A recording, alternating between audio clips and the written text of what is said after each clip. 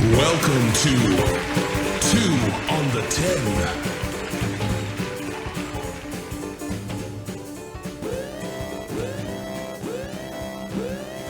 Oh, we back 2 on the 10, baby. Yes, sir. Oh, I'm Mitch. Grady. oh yeah. We back to normal. Last week's show, 100 show was good. Let's crop it up again. Yeah. Yep, 100 show. We, Keep it 100. We had a good guest on there. A longtime friend. You know what I'm saying? And then we got to have a good time on the show. Yep, now he sailed off, and it's episode 101. Back to it, baby. Back to the grind.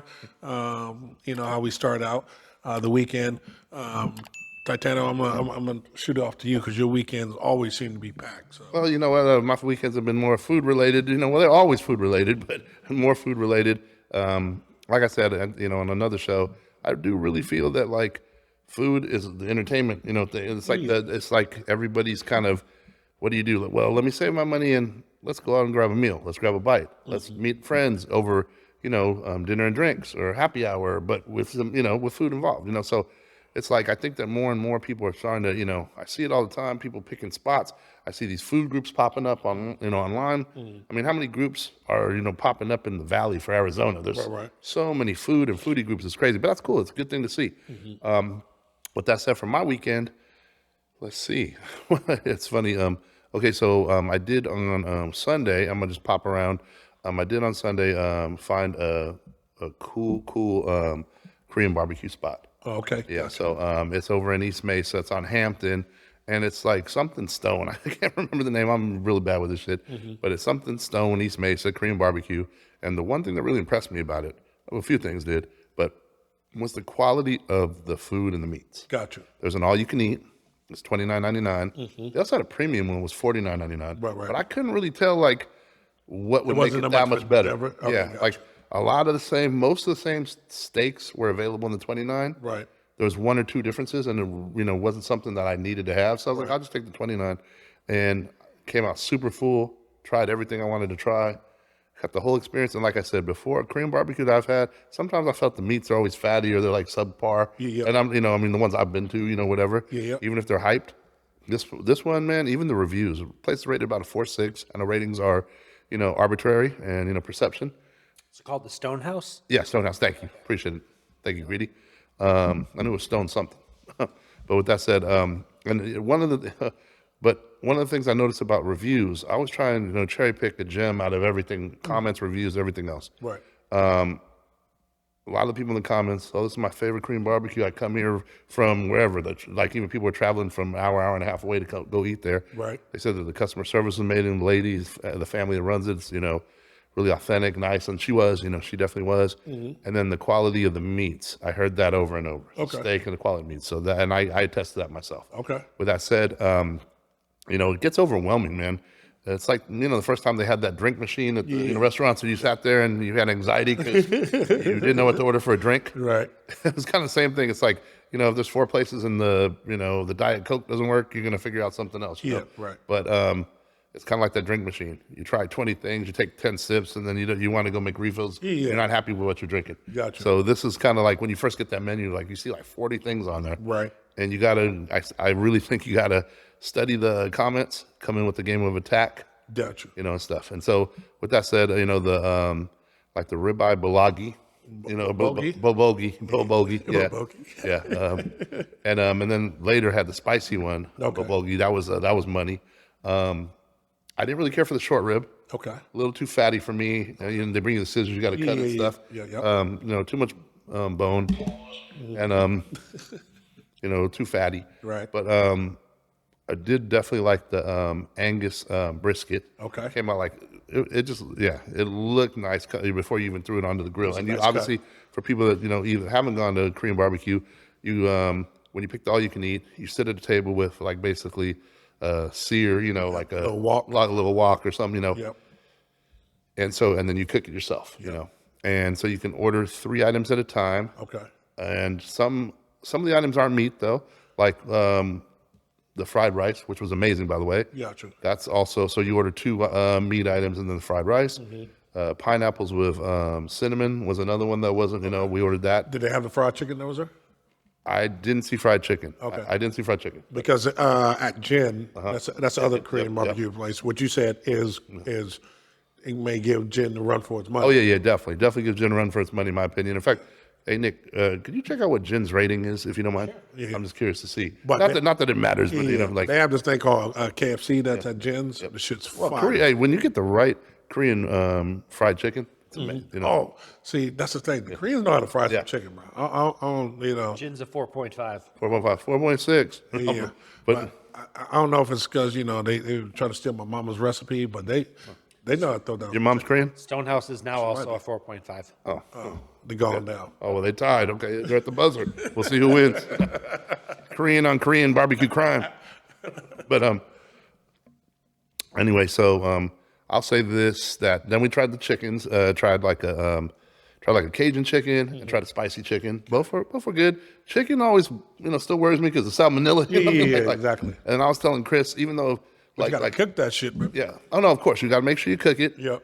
You don't want to overcook it because it gets rubbery. Yeah, right. But then two, when you're bringing out your your meats, you want to, I don't know, I'm kind of if we're ordering steak, let's do steak.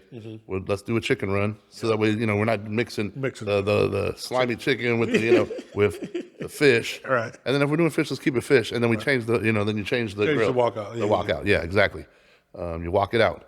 But with that said, after that I went back to one more round, got some more fried rice. Okay. Fried rice is money. They got this thing, cheese corn. Okay. That was money. And you know what's crazy? I should have done it. I'm going to do it next time. Is get like the bulgogi, Yeah. whatever, and put it in with the ramen. Okay. So they got a ramen, and ramen counts as one of your picks. Okay. They also had like just a regular ribeye steak that was like, you get one steak. You can only limit it to one. Okay. But yeah, that was money too. So yeah, the place is worth checking out. So that was a good experience. And also had some like strawberry, it's almost like sake. I don't know what they quite call it in Korea. And then their beer is called Cass, or one of their more popular beers, and that was really good. Okay. It was really good. I liked it. It was just chill. It was light. Just a good sipping beer. Again, I'm kind of getting, I hate to be that way, but I'm getting tired of beers, because they're either, Really? yeah, they just seem like I just keep thinking corn syrup if it's a domestic, Oh. I just keep thinking, corn syrup and all the bad ingredients they have here. Yeah. And then some of these beers are so heavy, or whatever. I've gone. It's funny. So the last couple of weeks, I took probably like 2.5 weeks off from drinking. I don't know, just like clear my stomach out and shit like that. And I don't know. I've been for the last week or so. I've been craving like a little beer. I drink light beer. Like a Corona Premier or something like that. Some people left some Modelo over there, so I'm drinking that shit up. But I don't know. It's kind of funny saying you going away because you used to drink them big ass Steins and shit. I just love those beers, but your body, and I'm glad you brought this up to switch it out real quick, because I just felt like drinking those beers, not only does it bloat you, I think in this day and age, it affects your gut health more than ever. Yeah. Maybe it's also because we're getting older, but I also think with all the, for lack of a better term, rays that we deal with, like radiations and whatever else, in the air, and it gets dropped on us, and the Cincos and all this different stuff. Yep. And I'm not trying to be funny. I really believe this. I really believe that, just like, let's take a microwave, for example. You put a popcorn kernel in the microwave. You put it at so many degrees, it pops and turns into, popcorn. Right. What do you think these rays and this radiation and all this other stuff does to the bacteria, to parasites? In fact, have you noticed that we've been hearing a lot about parasites lately in the last year or so? Yeah. I mean, you didn't really hear about, you used to hear candida and all this other stuff for gut health, but you really didn't hear about parasites that much. Yeah. And now you're starting to hear it in a flurry. It makes me wonder, what's in the foods? Where are they sourcing the foods? And we need to question that, been questioning that, But two, are some of these again, almost like microwaves, but in a different, a higher level than a microwave? Are they creating almost mini monsters inside you? Gotcha. And so you add the beer, you add the yeast, you add the corn syrups and all the other flavors, Right. and the colors, and basically the poisons you're throwing down besides the alcohol. Right. And what's it do to your gut? Yeah. You know, and then you add in all the other foods that are having GMO'd and everything else, and your body's, you know, probably at the least natural state it's been its whole life. Yeah. And so I'm kind of trying to be more leery of that.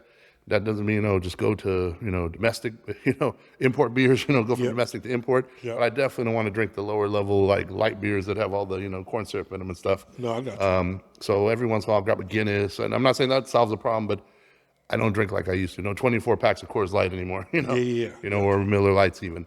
So when I drink a, you know, Korean beer or a Japanese beer or something, I can have one, two, enjoy the taste of it. Yep. And then, you know, kind of call it a day. With that said, though, and that was basically my whole week. You know, I had some cigars, hit the Moose Lodge, you know, cigar weather in the patio, so loving that. Right. And then other than that, I wanted to say, because you brought up something about, you know, kind of that led me to gut health, right? Here's a hack that I truly believe in. I'll have to share a couple of my supplement secrets, but I definitely this one. First of all, fresh papayas, if you can ever eat fresh papayas Okay. when they're in season. First of all, they're amazing for you. And they're definitely, and look this up, they're actually good for parasites. Okay. You know, papayas, pumpkin seeds, Pumpkin seeds. yeah, Okay. wormwood, Okay. and there's a few others, but pumpkin seeds, oh, and even pineapple juice to some degree, or pineapples, Really? yeah, Okay. can be for parasites. But also, I take a papaya supplement, right? You can find one on Amazon. It's like rated 4.6. And I always read the reviews, try and see which real reviews are not, you know, try and discern what the real reviews are and what people are talking about. Okay. But I take this one that is chewable, Okay. tastes good, tastes like you're taking a candy or a Flintstone vitamin, Yeah. but it's got papaya, and it actually helps gut health. It actually helps after meals, and it's actually a good replacement for Tums or antacids. Huh. So definitely, if you're taking Tums or you get acid reflux or whatever else, switch to buy that tomorrow. I'm not even kidding. I have no stake in this. Buy that tomorrow from Amazon or wherever. Make sure it's, you know, do your check. Make sure it's, you know, not a non-GMO. Make sure it's third-party certified, all that stuff. Yeah. But I'm trying to get one with the minimal ingredients. You know, get straight to the papaya. It's a game changer. It's a Okay. game changer, especially like for example, I add to that Korean barbecue. I brought some with me. I popped like 4 of them. It says take 3, you know. So for me, I took 4, and I'll take, you know. And again, it felt like it gives your body that advantage to digest that meat, and also if it's got the properties that help kill parasites, you know, it's a win-win. Okay. So definitely acid reflux, digestion, and possibly even parasite, you know, protection. Okay. Definitely check out papaya supplements. All right. Definitely. You heard it from the man himself. Get your gut right, baby. Anything else from your weekend? Or that's it. That's about it. You know, I mean, you know, Much food, huh? Okay, I see. Yeah. All right, what you got, Grady? Well, it's kind of piggybacking off of Mitch. I went to a place called Jinya Ramen. Jinya in Ramen. Chandler, downtown Yeah, Chandler. yeah. I ate there before. So I was like, well, let's find a place to eat this weekend. That place was, and it was raining that day, was packed. Yes. So we walked in, there's 2 of us. The bar's fully packed. Every table's packed. There's people lined up inside, outside. So they're like, it's going to be like an hour wait. I'm like, for 2? Right. And it was like 7:30, and I think they closed at like 9 or 10. I was like, I'm going to be like eating late. And they're like, or if you want to sit outside, which they have an uncovered patio, partially uncovered patio, we can seat you right now. Right. So I just looked outside, and it had stopped raining, but everything was just drenched. I was like, we can sit outside. Right. They had heaters out there. So we got out there with the table, the chairs, everything was just covered in water. Right. She had to bring out like 4 different rags, wipe down the chairs, wipe down the table. But the food was on point. And I've had ramen in a lot of different places. This was really good. The only thing I will say, so I got like a chicken ramen. It was supposed to be like a spicy chicken. Yeah. And the piece of chicken was like the size of half a dollar. Yeah. It was just like a little tiny chunk of chicken. I was like, where's the chicken? and what's it, about $18? It was like $18, but it was super flavorful, delicious. The noodles were good. You know, the other stuff, the veggies and stuff they put in there. But if you're gonna call it a chicken dish, you gotta have some chicken in there. You know? Yeah, no, I agree. That's like my second favorite ramen place because I've been there before. Yeah. Another, it's called Dharma. It's actually off Dobson and Southern, and it's this little hole in the wall. We actually had gone down there to go to another ramen spot, and they were closed, so we went next door, and that shit is fire. It's really good. It's definitely it's like I said, it's Dobson and Southern. It's a really good ass fucking place if you want to go get some ramen. My girl was trying to get me to go today because it was raining outside. I just went. I got to be in the mood for ramen. Like it's not like it ain't good. Yeah. It just I got to be in the mood for it because it's for me. I'm gonna be. It's like sushi. I'm gonna be hungry like 2 hours later. So I got to go somewhere. I got to get some filling and stuff like that. But it's really good. So if you want to check this place out. Yeah, and then one other thing I didn't bring up, I don't think last week because we had the guest, but I took my dad. I was up in North Valley to this place called Pinche's Tacos El Carbone. And if I tell you it's right up there, almost as good as Taco Brown. What? The meat, I will actually say, What? I think the El Pastor might have been better. What's it called? It's called Pinche's Tacos El Carbone. It's in North Phoenix. North Phoenix, yeah, right off of like 7th Avenue in Union Hills. And it's a little hole-in-the-wall spot just in a strip mall. They maybe have 6 tables in there. They have a full salsa bar. And you walk in, you can smell the smoke because they cook and everything over, char grilled over. I don't know if they use charcoal or if they're using the hickory wood or whatever. But God, it was so good. I got the mix. It was the pork or the El Pastor and the carne asada. I mashed that burrito. I almost wanted to order a second one. And my dad had a couple tacos. He loved them. He's like, man, I would have never thought to go in there. So 7th Avenue. if you're up that way, I'm saying if you want a good alternative, So on the corner of 7th Avenue in Union Hills? it's like probably like 6th Avenue. 6th Avenue, okay. But it's on Union Hills. It's on Union Hills. All right. And So it's by the candy store? no, Candy store is on, Cape it's on Creek. Cape Creek. Oh, you guys know where that is. Yeah, we grew up there. I think I knew some girls that worked there from high school. What are you talking about? And by the way, the candy store, it's a different kind of Candy in there. Yeah. It was so funny. So they got a Walgreens though across the street from there, and the lady, bless her heart, she was working the registry. She didn't know what it was, and she was like, I wonder what kind of candy they have with her. And I was like, over where? She was like, at the candy store. I've never been in there, and I've always wondered. I want to go in there one day and get some candy. I was like, Should, lady. I was starting looking. I was You're like, gonna get some candy. And it ain't going to be C's candy. and I was like, Seeing it though. I was like, I don't think that's not the type of candy you're thinking. She was like, what do you mean? I was like, that's a gentleman club establishment. No, Except way. it's in North Phoenix, so there's no gentleman around. She was like, no way. I was like, yes, it was because it's called a candy store. She was like, oh, well, thank you, because I was going to go in there and try out their candy. I was like, yeah, you would have been fucking surprised for real. That shit. Surprise. Surprise, motherfucker.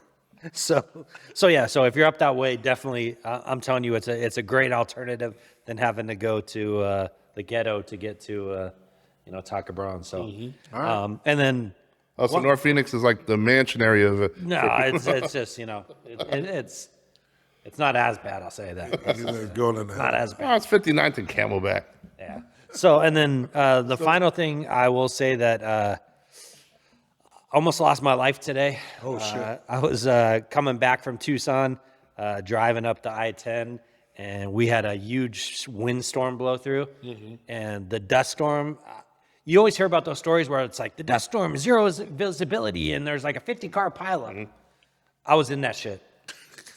Literally, so it started getting dusty, and I could see it. I'm like, oh, fuck. And I'm like, this is not going to be good. I need to get home quick. So I'm trying to go as fast as I can. And then I noticed ahead on my GPS map, it's like, slow down ahead, accident. I'm like, oh, shit, someone probably got rear-ended or something in the dust. So all of a sudden I'm going, and it comes to a dead stop, the freeway. So I'm sitting there stopped, and then the cars behind me stop. And then, so all of a sudden I'm like one of 1,000 cars in the line, and we're going about 2 miles an hour, and the dust is getting thicker and thicker. It got to the point that I couldn't see the car in front of me. All I could see is like 2 little red dots from its brake lights. And You about to say something else? and the other crazy part is on both sides of the freeway, the I-10, cars were parked, lined up and down, like Gotcha. hundreds of cars. There was like people were like trying to inch up to just pull off because they couldn't find a spot to pull off on both sides of the freeway. So I'm the car in front of me was actually like a trailer thing. I just stood so where I could see the lights, and we were just going like 2 miles an hour, stop and go for about 5 miles. It took me to go those 5 miles, took me over an hour. That's crazy. And then I got through that, and then it just opened up, and it was like clear, like nothing happened. Yeah. And then so after I got done, I had to pee so bad, so I was like, I pulled off the road, and I was like, I got out of the car, and it was almost like a relief because I'm sitting here, and you can't even really see the cars next to you, in front of you, and it's just like the dust just blowing, and I'm like, I could see how easy it would be if you were just flying down the freeway and there wasn't the like 3 mile backup, and you were like one of the first people to come up on that. Yeah. No one behind you would be able to see you. They would just come. If you slowed down because you got scared, they wouldn't even see you. They just plow right through you. That's crazy. That's how that shit happens, and then everybody just starts plowing into the back of them. So luckily this time, I don't know. There was a bunch of cops on the side, so I don't know if they like warned people and slowed them down. But by the time I got there was already like a 3 mile backup, and we just cruised through it. And like I said, it took about an hour to go 5 miles, and then got out of it. And then it's torrential downpour for the rest of the ride home. So. Yeah, that's that stretch that's going on by Casa Grande. And the reason why it backs up because it's nothing but fucking farmland right there. It's nothing but dirt. Yeah, and it's weird because when you're coming through, you go past Pikachu, and it's somewhat dusty. Isn't that like a Pokemon character? It is. It's also a peak in Arizona. And so it gets a little dusty, but then there's an area just out past that. That's where all the major accidents happen because it's just wide open land and it's all dirt. And it just, I mean, you could hear like the dirt and the dust just bouncing out. Like you could hear it hitting the windows. Conspiring. And then you get the wind. There was like 50, 60, 70 mile an hour winds. Some of the trucks were like shaking back and forth. I was like, don't let a truck fall on me. But I'm telling you, that it's a scary experience. And I wasn't even going that fast. Like, I was like, I couldn't imagine if you're doing like 60 and all of a sudden that blows in, what you would even do. Like, you couldn't see anything. You couldn't see the edge of the road. You couldn't see the cars in front of you other than little lights. I'm like, you're basically like just going to pull through and hopefully everything goes good. And you don't want to slow down in your lane because if the guy behind you isn't slowing down, you're done. So man, be careful out there if you're in a storm or especially in these dust storms, man. They're crazy out here. That's just wow. Anyway, my shit was relaxing. You know what I'm saying? I've been chilling because the first half of this whole year is going to be my only time after next month. Everything starts to pick up and get kind of crazy. So I've been trying to just chill at the crib and enjoy my house as much as possible. But we did go out on I don't know if you call it the weekend, but Thursday, Randy was in town, stuff like that, and they wanted to go to downtown Gilbert. So we went down to Whiskey Row. My girl loves going down there and getting her a little dance on and stuff like that. So we all went up in there. Is it still super young though? Yeah, for the most part, it's pretty young. But we did. Here's the thing: we left the girls over at Whiskey Row, and then we went over to Joyride. And I gotta say, because I've ate at Joyride, once or twice before, and it really ain't that good. I don't know if I was just hungry at that time or if they gotten better, but I have to say the chips were fucking really good, and the food was way better than it was before. So, good job. If Shout out to Joyride. If y'all getting better over there and shit like that. But anyway, my shit was short and sweet. But let's get into the show, man. First topic is semiconductors. Like I was telling you in the green room, is for some reason the last 4 or 5 days this topic has been coming up a lot. With you personally, right? Yeah. With people you've been talking to. Yeah. I mentioned something, and you're like, you're the fifth person that's mentioned semiconductors. Yeah, exactly. And so I was trying to figure out, like, I really got to stop and take you guys kind of, lace me up on what's going on. A famous man once said, stop, collaborate, and listen. So I got to stop and kind of, Google and stuff and kind of see, what all the, the big hype is about that. But you guys told me, and I didn't understand what a semiconductor was. You guys said it's a computer chip, right? Waffle-sized computer chip. It's like the brain for the computer. Yeah. Semiconductors are in basically everything electronic. Everything electronic. And what I was saying is, you had brought it up. There was a guy in line at the grocery store. He was talking about you should invest in companies that build semiconductors and stuff like that. I know there's a big plant that's coming here. Apple's building a big plant that's coming here. It's supposed to create, like 80,000 new jobs or something like that here in the valley.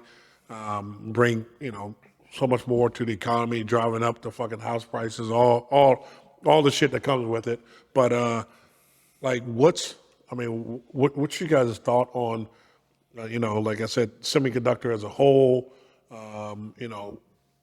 What it does, what it controls. I mean, like you said, it controls fucking computers. Is in every fucking thing. Well, I'll say this. I'm gonna pass it to the IT guy right here. What I'm going to say is, so in my line of work, I deal with a lot of semiconductor companies. And I will say this, there's the haves and the have-nots. Okay. Although you have places like Intel out here and some other larger, and then Taiwan Semiconductor is building a huge plant. Intel has already invested like $8 billion into South Chandler. Problem is, NVIDIA kind of was one of the early adopters of AI chips, which everybody wants now. So a lot of these other companies are having to retool, and they're actually not able to sell the chips that they have. Oh, wow. Because everybody wants AI chips. So there are a lot of companies like Intel just laid off like 14,000 people. Another company locally here has laid off a couple thousand people. They closed down one of their whole plants in Tempe. And at the same time, NVIDIA's record sales and going crazy. So it's really, what's going to happen is the people that can't change and can't convert into AI chips are going to fall by the wayside, and then all the people that are going to be, the NVIDIAs and whatever other companies can produce them well, that'll be the next big company. I mean, NVIDIA stock's gone through the roof. I think their profits were, or their revenue was up like 200% like the past couple of years, and it's like up 100% this year. But the stock's actually going down, which is weird. But AI is where it's going to be with chip manufacturing from here on out. So a lot of these companies that do chips now just can't sell them. So these semiconductors are going to be obsolete? Basic ones will be, yeah. Basic ones. Because everything they're building, like, think about it. Your phone has AI built into it. They have to have an AI chip in order to get that done. So is it an AI semiconductor, or is it just is an AI chip? It's the chip, which is basically the semiconductor. Okay. So it won't be called semiconductor anymore. It'll be AI. No, I mean, it's just Semiconductor AI. Yeah. Got you. So, and then it's like Samsung's one of the big ones that does it. And then NVIDIA is a big one. And they did it for like all of their gaming computers and their, stuff like that makes it that much more advanced. So Samsung's doing it. You're saying that the Android's better than Apple, right? I think so. These green bubble guys. I love them. So I just actually read that Apple on their iPhones is going to come out with the largest change in the design of like the screens and the functionality that they've ever done in history. Really? So they said it's going to reinvent the iPhone because iPhone sales are super sluggish. So they're trying to come up with ways. Understandably. Understandably, because it's an inferior product. But they're trying to come up with ways to they want the feel of the, if you go to an iPad to an iPhone to an Apple computer, they want the look and feel to be like you can't tell the difference. Gotcha. And so they're supposed to be redoing the whole design, and that's supposed to be coming out here in the next year or so. So do you know? Okay, so Apple is building a plant here in Arizona. Do you know? Are they going to switch to these AI? I think Apple already has some AI built in. I don't know what chips they put into their phones, but that's the way of the world. Everything's going to go towards AI chips, where your fridge can tell you, when your food's spoiled and when you need to get milk, and when, they're going to build this stuff. I mean, Samsung already has refrigerators that can do some of that stuff, but it'll get way more advanced where when you put milk in, it knows that the milk's good for 12 days in the fridge, and it'll automatically tell you that your milk's bad when it's bad without you even having to look at the carton. Things like that. They'll be able to, it'll be able to learn and think and understand or know what your normal habits are for food, and be like, hey, you're low on chicken because we ate chicken last night and there's only one pack left, and you're going to run out and you need to order some more so that you have some for next week. Things like that. And eventually it's going to start ordering it for you. Yeah, it'll just be able to order it for you, where you don't have to do stuff your grocery. You could just tell, like, hey, these are the 5 meals that I want to make. It'll look in what you have based on, AI, and then order what you need, and then probably combined with like Amazon, have it shipped directly to your door. You don't have to leave the house. This just It's gonna get crazy, bro. it's just gonna That's get just- wild, bro. I'm not gonna lie. I think I speak for myself at least when I say I'm glad I grew up when I did. There you- I know I want a little experience of this, and this is cool. Right. This is cool. I mean, look, we're podcasting with technology. I mean, you know, But look at it. It's funny that you brought that up because I was talking about this week. You know, I think about where my mom comes from, right? She, she comes from, she grew up in the deep South and stuff like that. She grew up with a whites and the blacks only like water fountain, right? She's gone from that to the internet to the cell phones now to fucking AI. I mean, I couldn't even imagine. My mom's 75 years old, and her 75-year-old, she's seen so much change and so much technology in her 75-year life.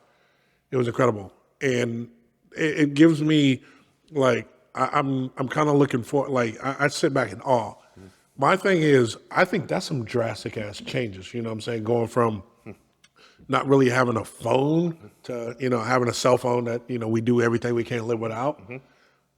I'm thinking about our life experience. We caught the internet, we caught the cell phones. Now we're at the beginning of AI. Where are we going to be at 75? You know what I'm saying? What's it going to look like? Well, so you guys are, what do you consider yourself, Gen X? Yeah, Gen X, yeah. So what I learned is the years between 77 and 85, they're considered Zennials. yeah. Between Gen X and millennials, and they said that that's the age group that grew up where you were in school and you actually saw the transition from analog in school to the time you're done with school is now digital. So that was the group that because for a lot of people, most of the time through school, it was most Gen X was mostly analog, and then the Zennials were the ones that they started out, it was totally analog, and by the time they ended, it was digital. So, and how you saw that shift. And Yeah. Hey, speaking of that real quick, not to interrupt you, Nick, but I was thinking about this earlier today too, because I was seeing a piece on how original, TV, like let's say 70s TV, 80s TV, you switch channels, right? Yeah, you switch Okay, channels. so and remember the A and B box and all Yeah, that? yeah. So the video I saw, and I didn't get a fact check it or whatever, but it made sense to me, was that whole channel, that channel A or whatever, and the back and forth, people don't even know what we're talking about probably, but that click back and forth on your cable box or whatever it was, those channels all were different frequencies. Okay, so there were different frequencies. And nowadays everything operates because it's digital. It operates on a certain frequency. So before you had different frequencies and different programs and different things like that. It made it sound like now when you're on something, like you're streaming a certain channel or you're listening to a certain station, it's that frequency that you can't escape. And to where it leads the insinuation was it could lead to programming, it could lead to other stuff. Not always the frequencies are not always the healthiest for you. And it made me realize again, when did the world change? You know how and I started thinking about, remember, because I always thought it was funny. Anytime our government wants to give us stuff for free, I will always question, and I think everybody else should too. Whether it was the jabs, or even before that, the cable boxes or the antennas, I should antennas, say. yeah, they were like, oh, we're going away from analog. Everything has to be digital. It's an $80 value. You get it free. Give it to you for free. So they won't help homeless people, but they'll make sure you want to get cable, right? Right. Or, get all the channels. And so what year was that? That was Going from the antennas to the cable boxes? Yeah. no antennas, from analog antennas to digital antennas, where they cut it off. They said you'll no longer be able to put rabbit ears on your TV and get television. I wanna You have say- to go to a digital antenna or you go to cable. I want to say that might have been 90, No, 2009.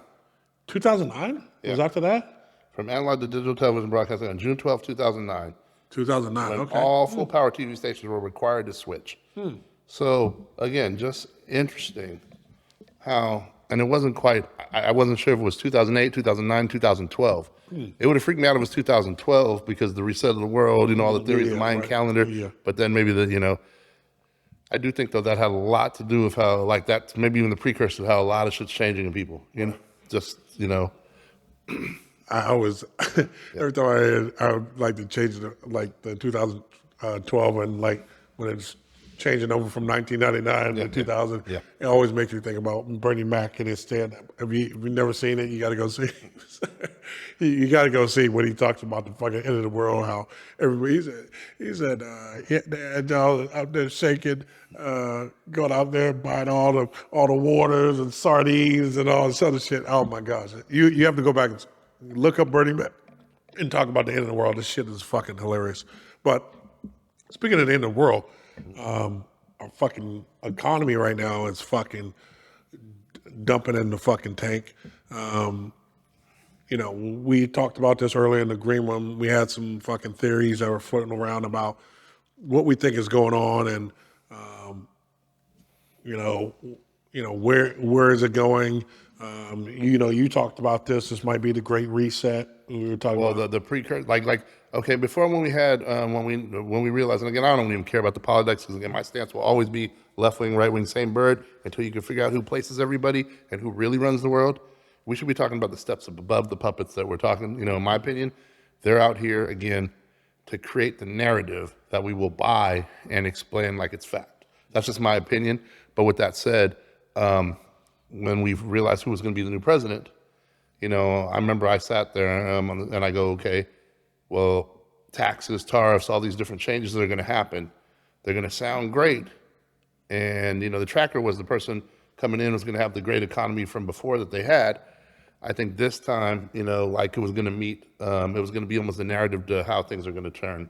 And we're going to actually, you know, kind of spiral because everything, I hate to be that way, but they're pushing for a great reset. They're pushing for the new world order. And in order out of, you know, again, the people that run the world, in my opinion, their motto is always, you know, out of chaos comes order. They have to reset everything. The great reset, they've been talking about this forever. Even the globalists, you know, what's his name, Schwab and all them, and Soros and you know all those guys that meet, you know, once a year and bring their jets to the, you know, to the forum. Does Bill Gates go there by chance? Yeah, wondering. Yeah. Anyway, like they've been talking about this reset. Well, you got to crash stuff, you know, and I think the dollar's got to crash. You know, we talked about it a few times. You know, we'll see, but I think these are the narratives that are going to set it up. And they also got to start figuring out why people are going to be losing jobs. And I don't want to be doom or gloom here, but the narratives of, you know, AI, we talked about how great AI is. Well, it's going to start replacing jobs, and it actually is. And I forgot to even mention earlier that the Korean barbecue place I went to had AI robots bringing you the food. Yeah. So, you know, so again, just something to think about, the narratives of, again, I know we talked about in the green room, well, see, this expert comes out and said because of this and this and this, and you guys explain the reasons. You know, I just think at a certain point, if that and when that does not happen, that will just, you know, make us glide right into the reset. I got you. Which is happening, in my opinion, with before 2030. Now, Nick, you did have a guy that we were talking about earlier, and he was just explaining one of the reasons why they're doing that is because we owe a bunch of fucking money. Yeah, 5 or so years ago, they were saying that you know, interest rates were super low, and then the rate that they borrow off of was like less than 1%. So all these companies and everybody just borrowed money that they didn't even need, just borrow because it was so cheap. But now you know, after 5 years it comes due, they gotta either repay it or refinance it. And at this point, they can't afford to refinance it. So much money, and the interest rates are too high. So the plan is for the economy to tank, the Fed to drop the interest rates, so that all of these large corporations can then refinance their money at a rate that they can afford.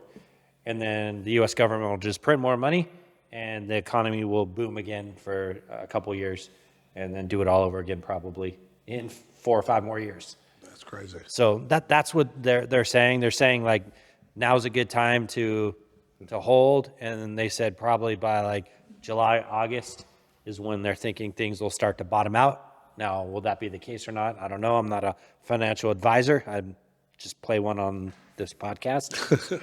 So when he does the sports betting. Yeah. So my plan, I have some cash sitting that I'm going to probably wait till August, September, see where we're at, and then buy back in and see what's cheap at that time. Now, are you going to put all $20 in? 25 I got. I might by that time I should have $30 saved up, so I'll be good. long as you I know. might be able to buy 1/3 of a stock. You want to bet? Oh, maybe I'll have $60 Yeah. if I win the bet, which we haven't done lately. So I know. I haven't been better. I stay away. I'm tired of getting my head fucking blown off.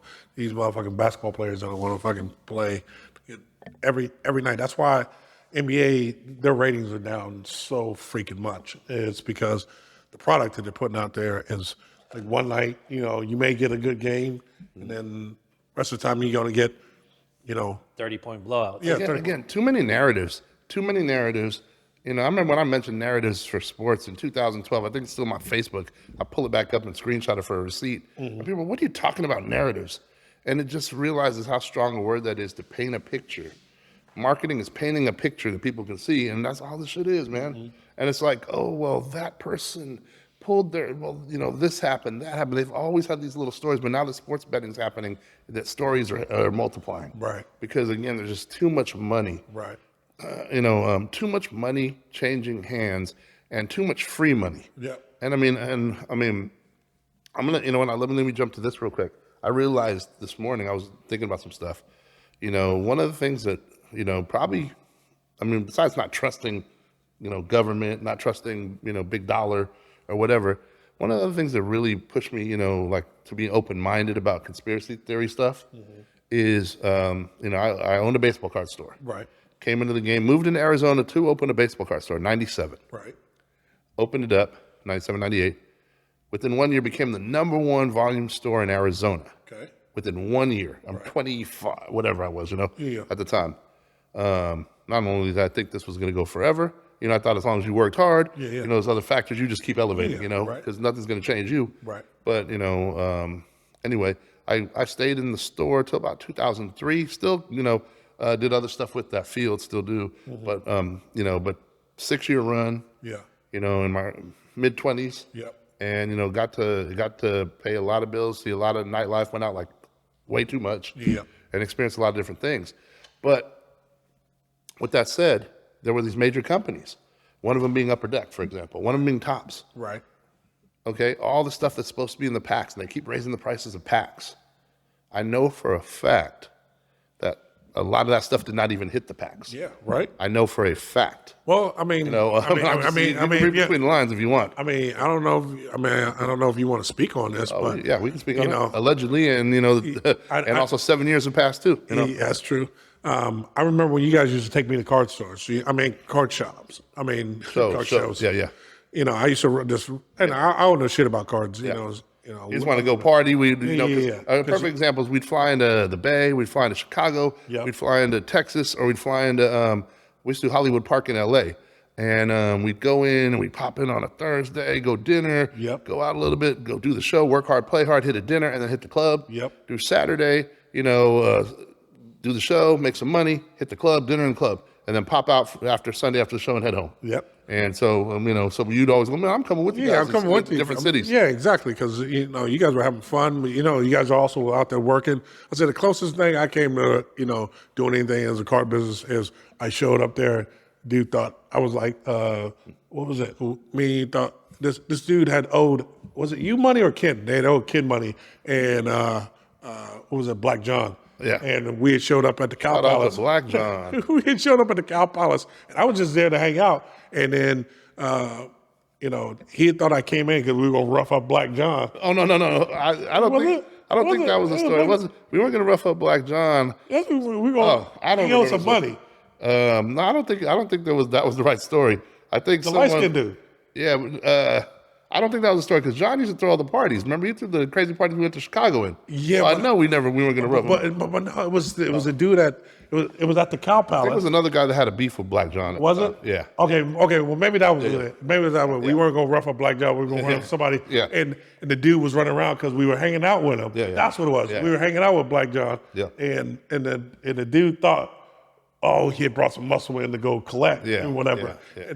And that wasn't even the case. We were just, Yeah, we were just chilling. We were just chilling. We didn't even know about the shit going Yeah. on. But guess what? Yeah.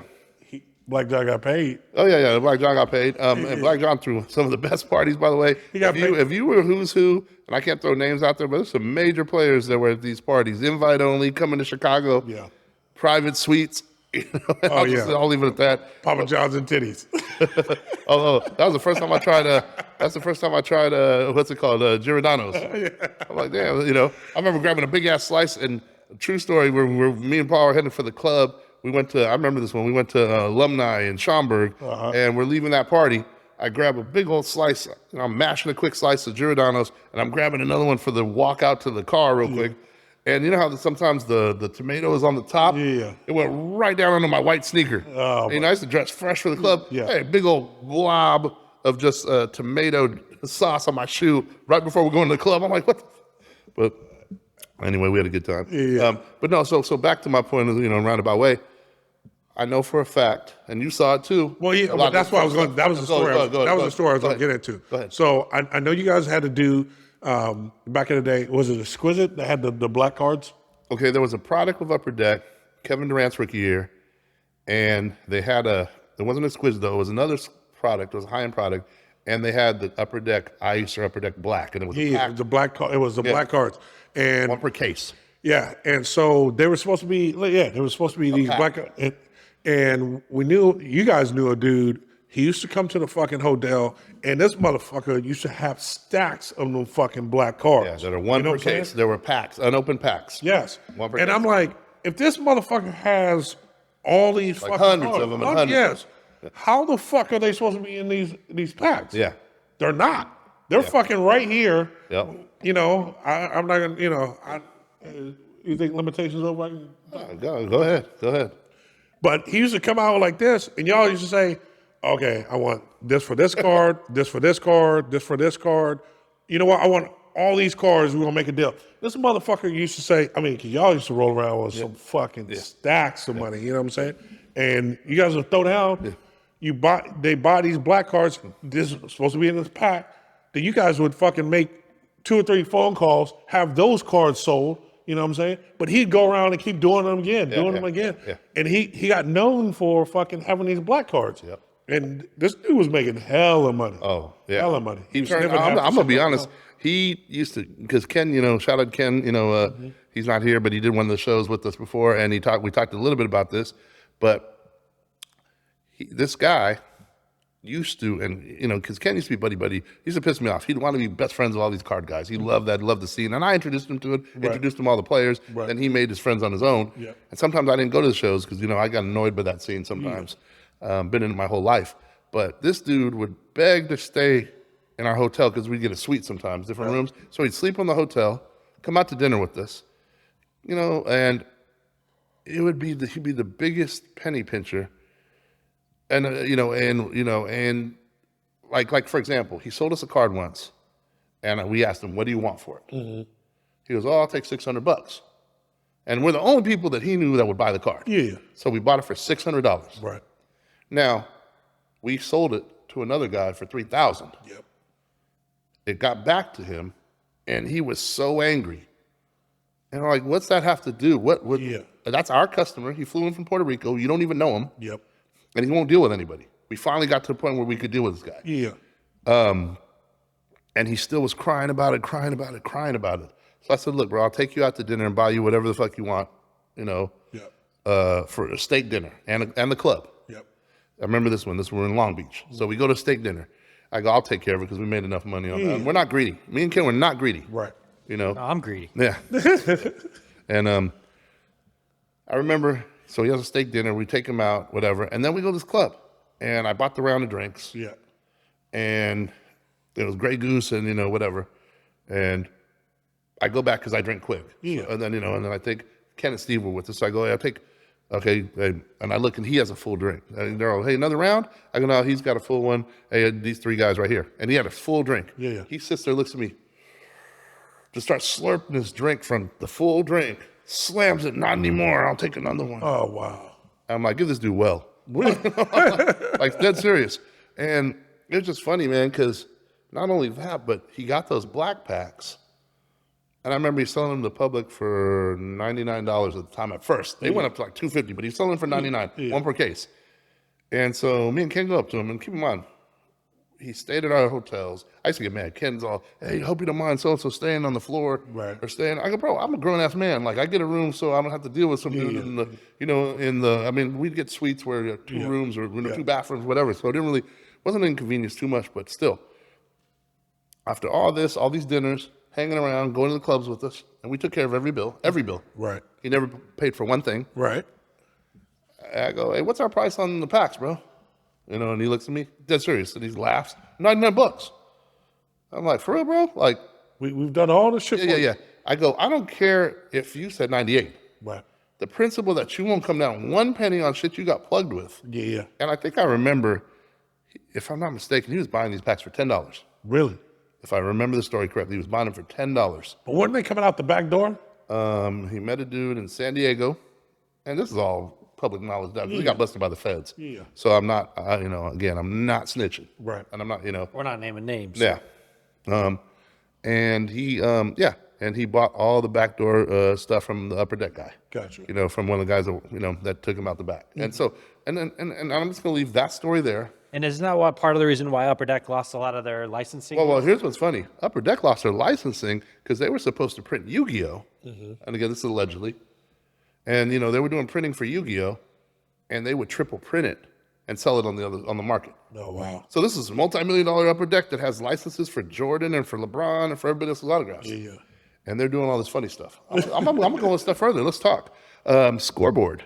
There was a company called Scoreboard in the late 90s. Yeah. It wasn't an actual licensed company. So they used to have one of their big claims to fame is they had Kobe and Iverson without the, they had their autographs. But that company went bankrupt.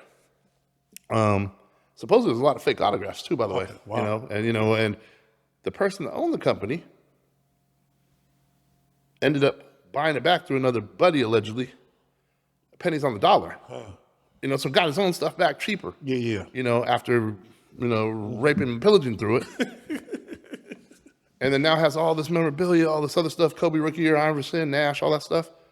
You know who that person is? Who's that? Ken Goldman. Holy shit. Wow. One of the biggest names ever. Yeah. Allegedly.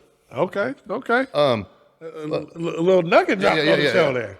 Let's go one other step. Let's see. Oh, I'll tell you this one. We're naming names. I'm gonna say this one. Okay. And Ken has the email to prove it. Okay.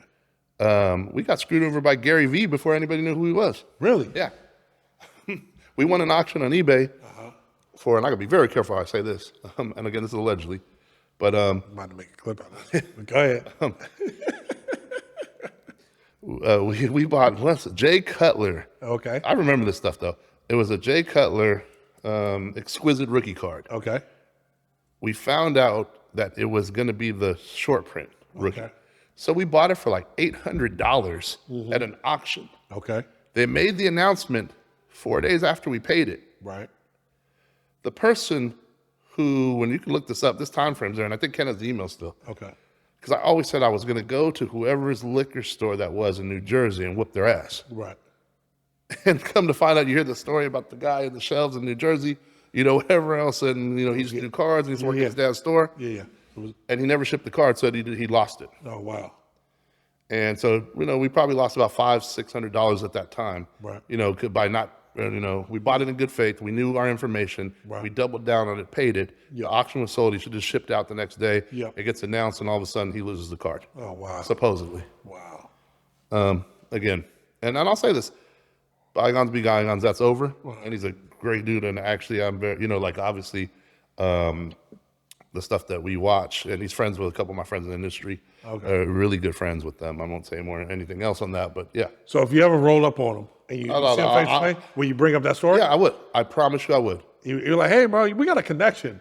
And you may know this. And if Ken pulls out the email and for some reason I'm off on that, but we have the email. You got you. I'll apologize like a grown man on here and there, because again, nobody's perfect, but I'm 99.9% because the liquor store, New Jersey at that time. And again, Ken verified it when we were, because Ken keeps everything, like all those kind of, stuff. So anyway, and I always said, man, I'm going to go to that dude's liquor store and pull that dude out of his store. I remember saying that, in Jersey.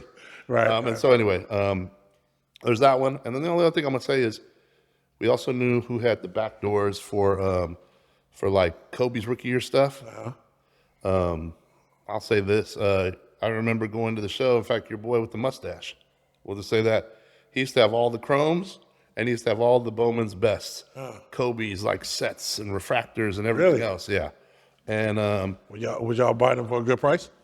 he was still pretty high on them, to be honest with you. Really? But he'd take care of me. He took care of me on a couple. Gotcha. And then the last thing. What do you think those cars would go on? You know, what everything that went down? What do you I'll think? say this. He sold me a Kobe 9 Chrome PSA 9 Chrome rookie refractor at the Christown Mall show. Okay.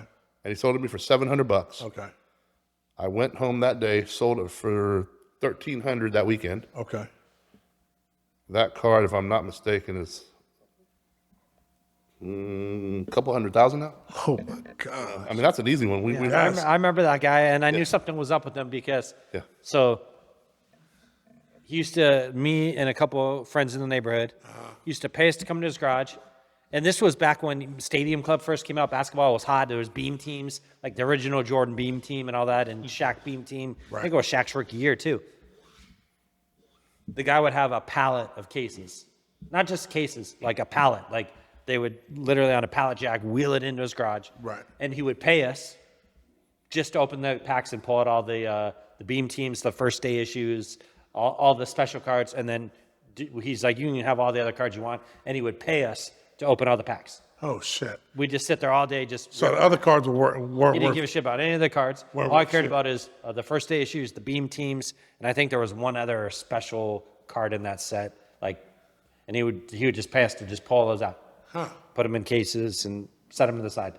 So I'd sit in his garage for 8 hours just opening packs. That's crazy. And this is at the time like that shit was like I would go to the card store and just buy one of those packs. And I think they were like $8 or $10 a pack at that time, which was ridiculous. Right. And he has to the ceiling boxes of the product, and we're just ripping it. That's crazy. How much? Okay, before we starting to come to the end of the show, but I want to ask you, how much money do you think today's money, not back then, but today's money, you think passed through your hands for his cards? If you had to do it like an estimate. 100 million? At least probably half a $1 billion. $500 million. Because you gotta understand. I think people will vouch for this. One of the biggest people in the game is Adam from Detroit. He lives in Tampa now. Can't even think of his company name. My bad. He's one of the biggest dudes in the game right now. Okay. He used to come up to us as I took him out for his 21st birthday. But they used to always try and sell this because me and Ken had 6 tables of one-on-ones. Oh, okay. We were in 2003, 4, 5. Right. We were the one-on-one buyers and dealers because my philosophy was always buy a card that's one. Hopefully, you have 2 or 3 people that want it. Yeah, I got you. And then the market doesn't crash on them typically, especially if you stick the whole And then thing. also, you guys could dictate what the market was, right? Yeah, kind of. Gotcha. I mean, we've owned the Gretzky logo 101. We've owned the Jordan logo 101, which went for $3.5 million or whatever. Right. We've owned the LeBron out of 23, that went for 5 point something million. You know, I mean, I can't even begin to tell you. You know, $500 million if you thought about it. I mean, but you guys were just trying to make, like I said, yeah, you flipped everything. Yeah, yeah. Every Dwight Howard you sold, you saw us sold Reggie Bush for $7,500. Yeah, yeah. $7,500 for Reggie Bush. Yep. So if you keep that mentality and you've done it for 8 years, you're gonna flip. Right. Now that doesn't mean you were holding, $500,000. You know, I mean, No. But that's that's the what I'm amount of money saying. that amount of money that crossed your hands Yeah. at that time. That's why I was asking you is not the prices back then, but the prices now. Yeah, what they would be. Yeah, what they would and be. Again, now here's the thing: is you like hindsight's 2020. You're like, some novices are like, oh, you should have held on cards. But if you did, you would have got fucking fucked on some of them cards too, right?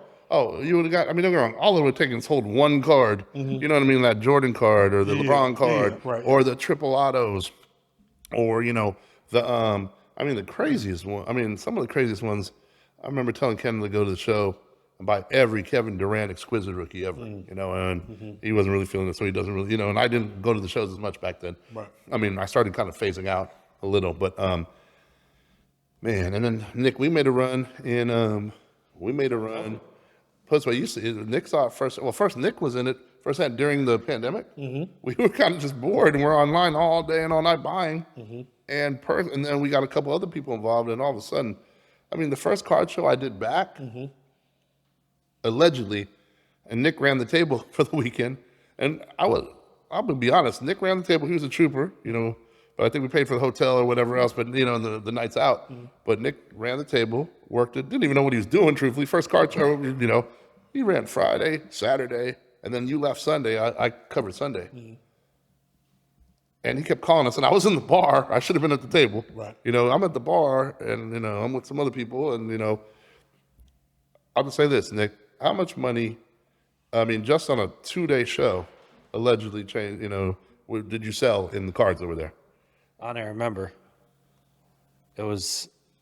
I'll just say this. Allegedly, and my memory could be foggy, so you can't quote me on any of this stuff. Because, but I'll say by the time, we did about 10 on Sunday, that show was probably about a 60K. 60K. Mid 5 figures. This is what I was thinking. So Damn, bro. I didn't remember the exact One number. card show. But one thing I want to bring up real quick. So we talk about how crooked that industry was. It hasn't been cleaned up. I mean, there's rumors about there's the Paul Skeens debut patch 101 auto that was supposed to be in packs, and then I guess it was pulled in like December. They didn't announce it till February or something like that. Supposedly some kid pulled it. He wrote about it in his journal. Yep. And the thing he wrote in his journal is like his dad must have wrote it. Like it didn't even make sense. Then the kid decides, now this is like $1 million card. There's bounties that he's going to put it up at auction with Fanatics, who owns Topps. Right. So they're going to get their own card back to auction off. And the kid's going to donate all the money to charity. What? And this is like a 12-year-old kid. Holy shit. And there's a lot of speculation and rumors that they had to say he's going to donate the money because all the backdoor deals, if it came out, like they could maybe be held liable. Like they basically backdoored their own card and then sold it on their auction for millions of dollars. So, yeah, there's actually a former agent that's all over social media just bashing, saying that they backdoored that card and it never ever made it in. What about the triple? What about the triple Durant, LeBron, and Curry? Yeah, that's still not even. There's a bunch of bounties, big, huge cards that Topps supposedly put out that haven't been found. And then the last thing I'll say, because I know we're running over. Oh, two things. One, in recalculating my head, I'm gonna say 150 million, not half a billion, because I don't want to sound, like, but still, a lot of money. There's 4 cards that are get you, 4 or 5 cards that get you up to 20 mil, just to give you an idea. Gotcha. But and that was just, With that said, though, last thing, there's and man, my mind is going blank. I'm sorry. Hold on a second. There was with the cards. Damn, I had a good point. I'm sorry. I guess we're running late. I'm looking at the time. Yeah, it's all good. We're at the end of the show. Give me your thought of the day, and then we come back. Okay. We run on cards. So actually, my thought of the day is going to finish up on my point. Is watching all this in one industry, seeing how.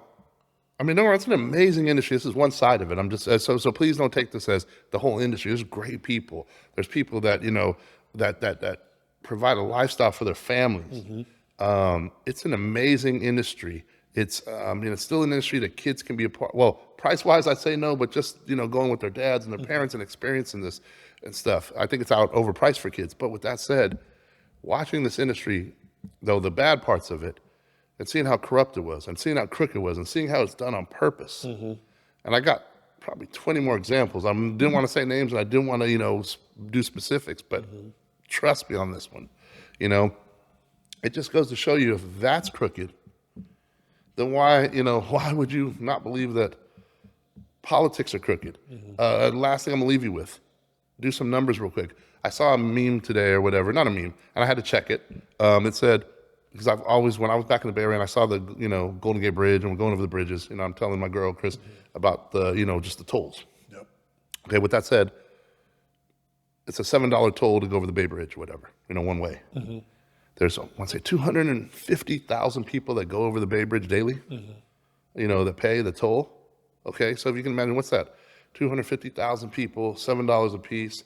What's that, 1.75 million? Something like that. Per day? Yeah. 300 and, how many days a year? Where's that money at? Why are people homeless in California? $500 million. Okay, yeah. No, I think. That's $500 million. Yeah, okay, cool. Okay, $500 million, okay. And that's just one bridge. We didn't even do the Golden Gate. We didn't do the smaller bridges.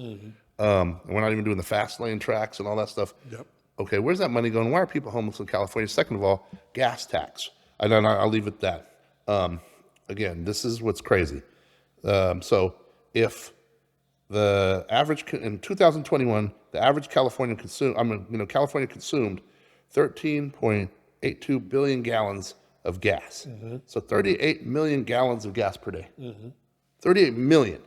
And if the tax this year in 2025 is basically 60 cents per gallon for the state and 18.4 cents for Fed, and you just multiply it by those numbers from 2021, much less now, that number is astronomical. Where is the money? Where is this money? But yet we always hear the narrative that Ukraine got this, Israel gets this. There's money missing. There's money missing from Medicare. Man, this whole thing's a Ponzi scheme. And again, if people don't just, and again, because you sit there and you argue left or right, that's what they want you to do. They don't want you to question why a private company runs out. How can we go to war with everybody? But yet we don't go to war with a private company that keeps, usuring us, usury. And how come we don't fix our systems of private prisons for profit? Isn't that a conflict of interest with the laws? For sure. I mean, of course it is, but we argue left and right. I'll leave it at that. All right. Grady, what you got? All right, quick thought of the day. I went to the doctor this week. I hit that, that age where colorectal cancer is a real did you go? thing. I gotta go see. I know a lot of people don't want to have the old bloop bloop up the chute. Colonoscopy. They do have a product called Cologuard. Okay. You basically poop into a box, ship it to them, and they test. I used to do that in high school. They test for like the proteins, and they test for blood to see if there's a possibility. And then basically, if it's clear, you're normally good for 3 years. So if you're scared to go in and actually do the invasive action, you can at least start with this. So I highly recommend it. I do know a kid. He was younger than me in high school. Died maybe like 8 or 9 years ago. He was in his mid-30s from colon cancer. So it's a real, and they're finding it younger and younger. They actually just pushed the age down from where they wanted you to start getting tested at 50. It's now 45. So, and it's non-invasive, so you can just take this test, you ship it to them. You don't have to go to the doctor and poop at the doctor. You do it at your house, ship it in. Did you know that they even have the little thing that goes over the toilet? Yep. And then it catches it. So and then you just wrap it up and you ship it out. So they don't make it any easier, but definitely early detection will save your life. So if you're pushing 45, absolutely do it. And then just a bit of advice on that too. If you do take that test at home, don't eat Taco Bell before you take the test. He's stupid, man. Hey, here's the thing. Listen, with all this doom and gloom, because we get it every day, man. We get it every day, forced into it. Wake up and just be thankful that you woke up for that day. There's folks every day, man. As we getting older, it's fucking falling out, and tomorrow's never promised to us.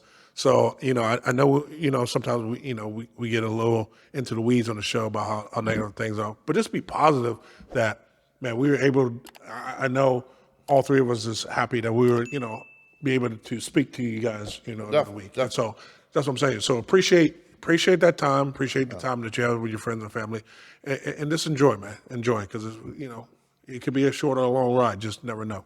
On that note, we out 2 on the 10. Love you. Live more, fear less.